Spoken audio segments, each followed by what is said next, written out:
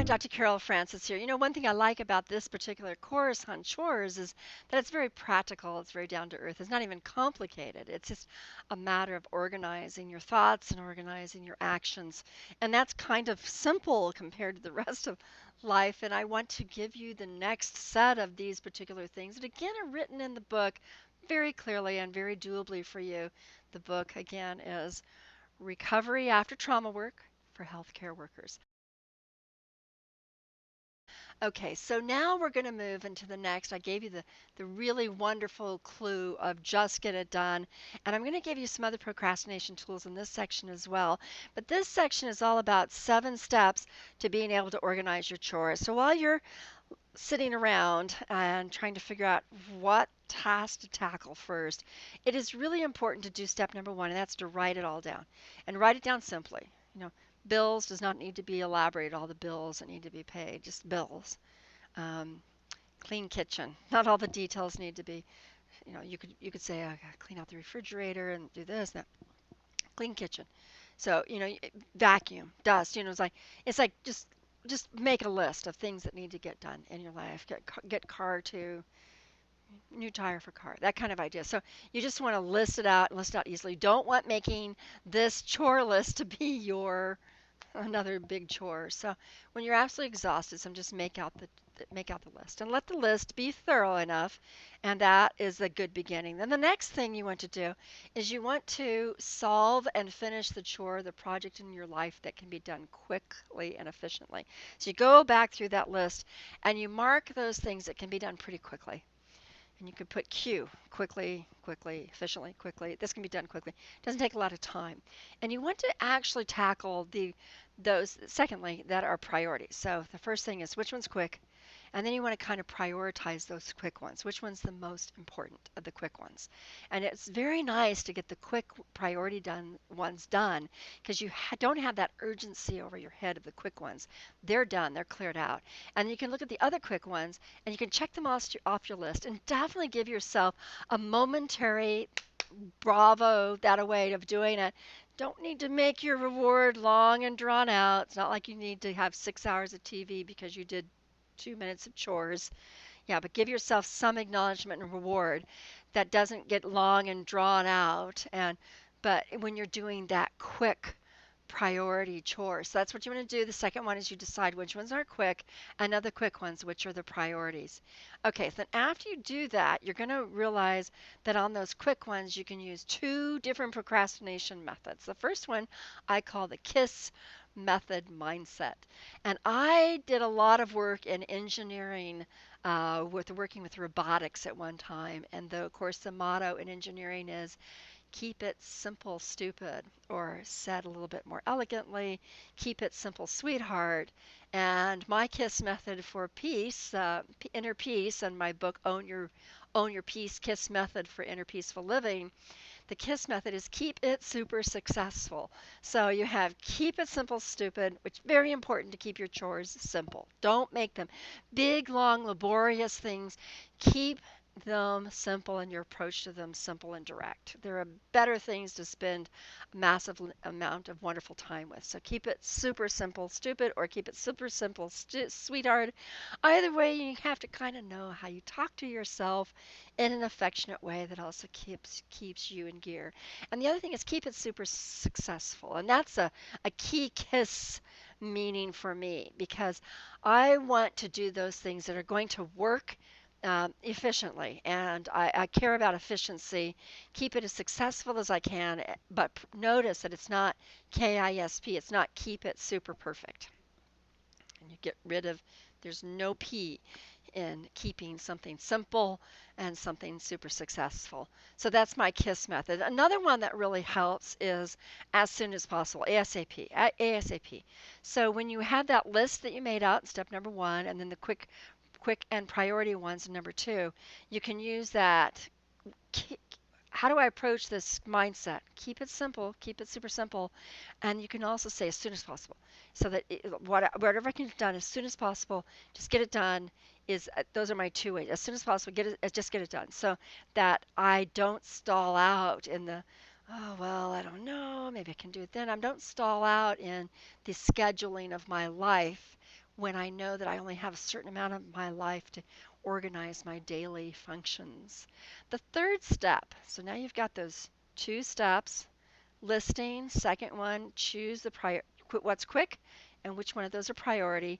Then you've got two procrastination things to help you: the KISS method and the ASAP method. And then the next thing is step number 3, which is, what steps do I need to take to resolve the ones that are not quick and simple? So now you've got the rest of your list that are not quick and simple to get done, and they now need to be divided into which ones are complicated, and then which of those complicated ones are priorities. So now complicated priorities. And then the ones that are complicated that are priorities, if they're complicated, then that's when you list off the stops. Well, gee, I have no floor cleaning. I'm going to have to go to the store for that.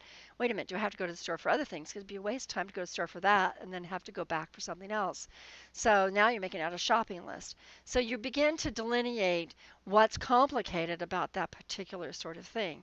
I have to contact 15 people in order to be able to resolve some sort of issue. So if that's the case, then now you have to list those 15 people to resolve that issue and what that's going to be. Now that's very complicated to have to contact those 15 people, calls, getting in contact with them, deciding the conversation. It's a very complicated process. So you do want to list down what you need to do on the complicated ones so that you have the actions there. Now, why write them down? One, it keeps you on track. Two, it develops a checklist so that as you succeed in doing each of those, you can check them off. Three, it gets it out of your brain.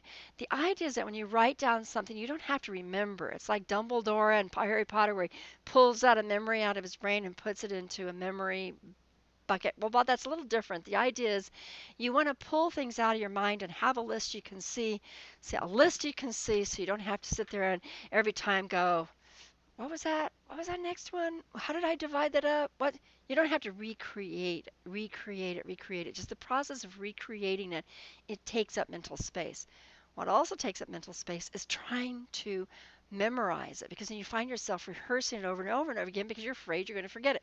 Just write it down. And it's just that same sort of, I just write it down, then write down all the ones that are quick, then the priorities of the quick ones, and then you'll have some quick that are not priorities, and then you'll have the complicated ones, and then the complicated ones that are priorities.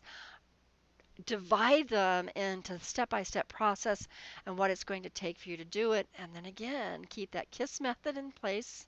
Keep it super simple, even though it's complicated, and do it as soon as possible, that kind of idea. Step number 4 is, do I need any help to resolve this? So if I need to get a piano tuner to get the piano ready for the recital of my child, I, I'm not going to tune my own piano. I say that kind of idea. It's kind of crazy. If I need my car to work, but the tire is flat, and I don't know how to fix the tire, I need someone to come do that. If my dishwasher's broken, I need to get someone to do this. So you want to put next to those items which one you need a professional. And don't waste your time trying to be the one that is the solution to every problem that exists. If someone else's solution, and you can reimburse them, or you can engage them, or you can exchange with them for something that makes it an equally mutually beneficial situation, because I believe in equality in relationships that are part of your life. If you can do that, then it just makes it so that you can do what you're good at and get someone that's good at doing the other parts of it without you having to reinvent the wheel. And then step number 5 is, what can I cross off the list today?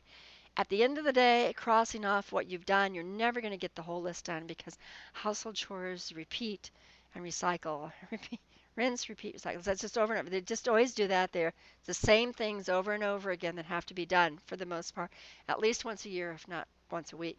So cross off those items that you have gotten done and give yourself a pat on the back. And then next is, what is on my priority to-do list and what is on my wish list. So you want to make a very big distinction between, I want to paint the outside of the house, but it's a want. I don't have to do it. Therefore, don't put it on my head as a pressure to get it done, an added horrible thing that becomes this monster in my psyche that takes up space. Make a division on that list between those things you want and those things that you need to get done, and address the things that need to get done, because your life has been really intense, and the wants are great. You want to do the once because you want to, and when you have the energy to do the once. But you have to get some of those things done that have been left undone. And the final one of these 7 steps is, what do I need to finish today and what do I need to follow up on tomorrow?